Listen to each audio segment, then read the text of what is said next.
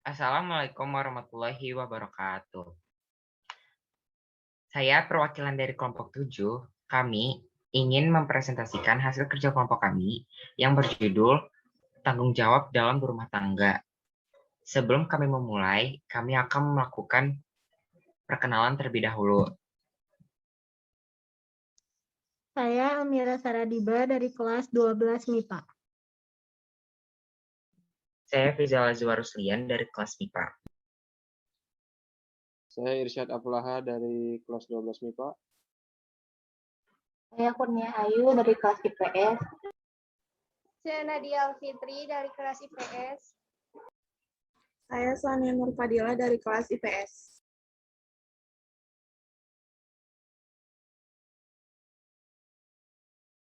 Adapun struktur yang akan dibahas, yaitu ada definisi, dalil-dalil, hukum, syarat, tata cara, contoh, dan hikmah.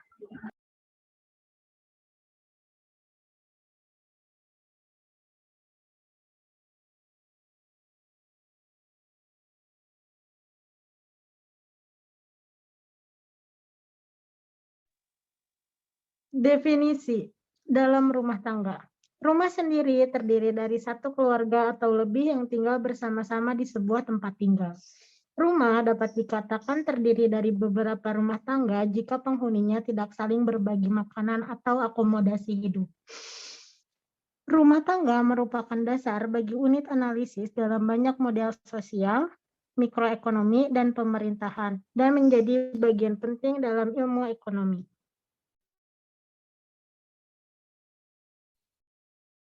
Nomor 2, dalil-dalil. Di dalam surat An-Nisa ayat 34 dijelaskan, Ar-rijalu qawwamuna 'alan nisa bima faddalallahu ba'dahum 'ala ba'd. Fa bima anfaqu min amwalihim fasolihatu qanitatu hafizatun lil ghaibi bima hafizallah wallati takhafuna nusyuzahunna fa'izuhunna wahjuruhunna fil madaji wadribuhun fa in ata'nakum fala tabghu 'alaihinna sabila innallaha kana 'aliman kabira. Kaum laki-laki itu adalah pemimpin bagi kaum wanita. Oleh karena Allah telah melebihkan sebagian mereka laki-laki atas sebagian mereka lain perempuan. Dan karena mereka laki-laki telah menafkahkan sebagian dari harta mereka. Sebab itu maka wanita yang soleh ialah yang taat kepada Allah lagi memelihara diri ketika suaminya tidak ada. Oleh karena Allah telah memelihara mereka. Wanita-wanita yang kamu khawatirkan nusyuznya, maka nasihatilah mereka dan pisahkanlah mereka di tempat tidur mereka. Dan pukullah mereka. Kemudian jika mereka mentaatimu, maka janganlah kamu mencari-cari jalan untuk menyusahkannya. Sungguhnya Allah lagi maha tinggi, lagi maha besar. Kemudian selanjutnya, An-Nafi' an Abdillah Hadasani Nafi an Abdillah radhiyallahu anna Rasulullah sallallahu alaihi wasallam qala kullukum ra'in wa kullukum mas'ulun an ra'iyatihi fal amir alladhi 'alan nasi ra'in wa huwa mas'ulun anhum war rajulu ra'in 'ala ahli baiti wa huwa mas'ulun anhum wal mar'atu ra'iyatun 'ala baiti ba'liha wa waladihi wa hiya mas'ulatun anhum wal 'abdu ra'in 'ala mali sayyidihi wa huwa mas'ulun an ala fakullukum ra'in wa kullukum mas'ulun an ra'iyatihi. Hadis Bukhari nomor 2368. Dari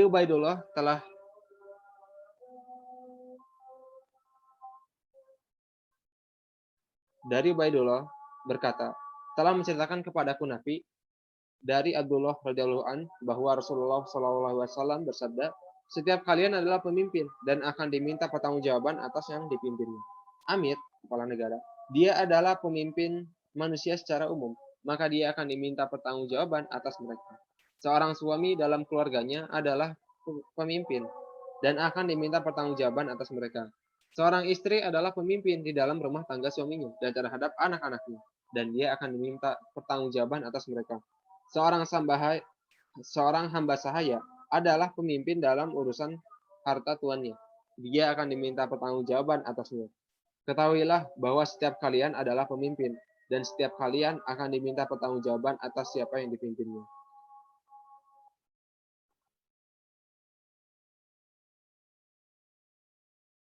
Hukum berumah tangga, hak dan kewajiban istri dan suami. Pertama disebutkan kelima kewajiban suami yang merupakan hak istri antara lain memberikan nafkah, perlindungan, pendidikan, agama, mempergauli istri dengan baik dan perlakukan adil.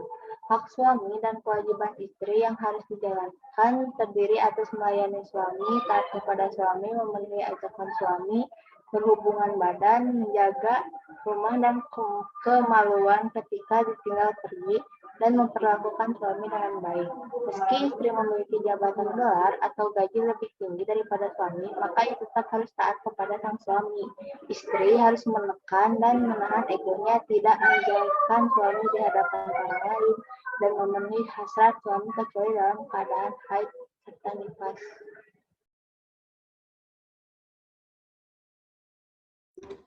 Adapun syarat-syarat dalam rumah tangga yaitu yang pertama akil balik, yang kedua berakal sehat, yang ketiga beragama Islam, yang keempat dipahami dan dipelajari, dan yang kelima dilaksanakan.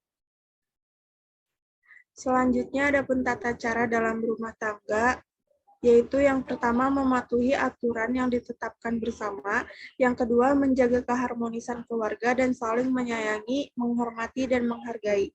Yang ketiga, memelihara kebersihan, kenyamanan, keamanan dalam keluarga. Yang keempat, menjaga nama baik keluarga. Dan yang kelima, bertingkah laku sesuai norma dan aturan yang berlaku dalam keluarga. Dan adapun contoh berumah tangga, yaitu tanggung jawab dan kewajiban istri kepada suami adalah taat kepada suami, menjaga amanat sebagai istri atau ibu dari anak-anak, yaitu al-bait atau manajer rumah tangga, menjaga kehormatan dan harta suami, dan meminta izin kepada suami ketika hendak bepergian dan berpuasa sunnah. Dan kewajiban bersama suami istri, yakni menjaga iman dan meningkatkan ketakwaan, menjaga agar senantiasa taat kepada Allah, yang mewujudkan dalam sikap menjadikan syariat Islam sebagai tolak ukur perbuatan.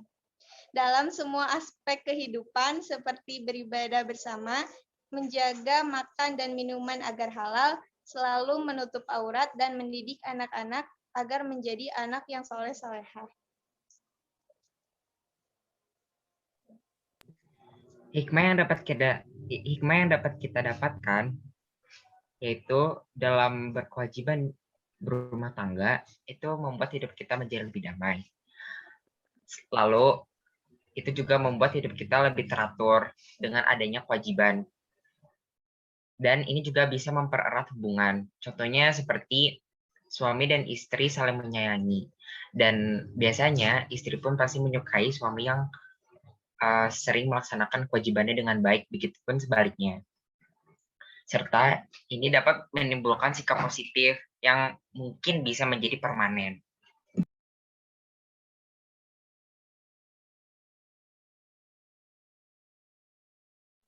Dan bisa ditarik kesimpulan, dalam berumah tangga kita harus memiliki dan berpegang teguh kepada kewajiban agar dalam pelaksanaan kehidupan berumah tangga itu bisa berjalan dengan lancar.